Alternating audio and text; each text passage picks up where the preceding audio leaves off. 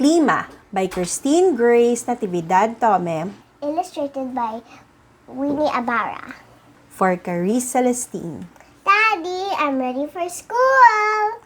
Klima shouted as she left her room. Let me just finish fixing the door. This will be quick. Daddy replied.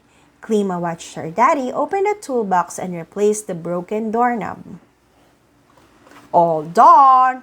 He winked at Klima and pointed to her room to remind her to turn off the lights. He said with a smile, Klima loves the earth! She continued and then ran to her room to switch off the light. At school, Klima was playing with her friend Julia. Klima, I've got balloons in my bag. Let's fill them up with water, Julia said. The bell rang and they ran to the classroom for their next class.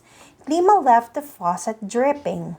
That would be fine. It's just a little amount of water, Klima said to herself. During their art class, Teacher Camille asked them to paint a picture of the mountains. Make the mountains green because we want our mountains filled with trees. Paint some animals too. We don't want empty forests, do we? Klima found it hard to draw animals.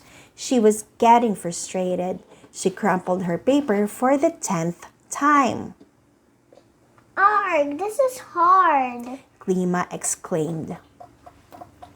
I see you're having a hard time.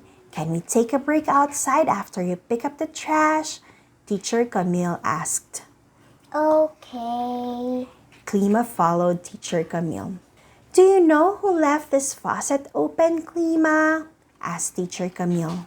I did because I was in a hurry. Klima responded with guilt. Teacher Camille turned off the faucet. I know you've got to hurry, but the earth is also losing time. The little things that we don't do to help the earth will harm us in the future. Throwing garbage everywhere, using too much paper, and leaving the faucet dripping are signs that we don't care for the earth. I know you're a good girl, Klima. Please don't change, she explained. Then she gave Klima a pocket mirror.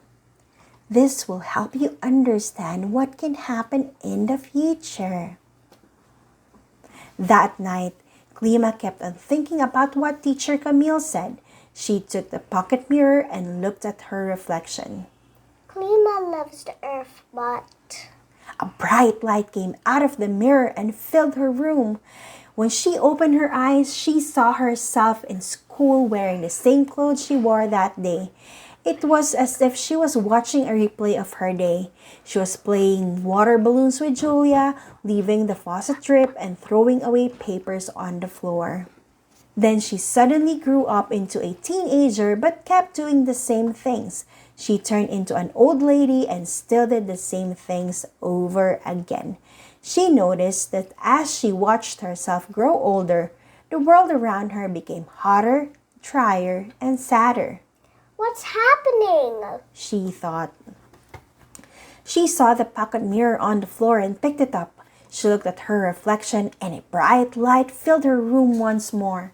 She saw herself playing water balloons with Julia again, but this time she turned off the faucet before running back to her class.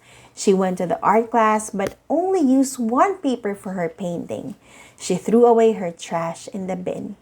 She grew older and kept doing nice things for the earth.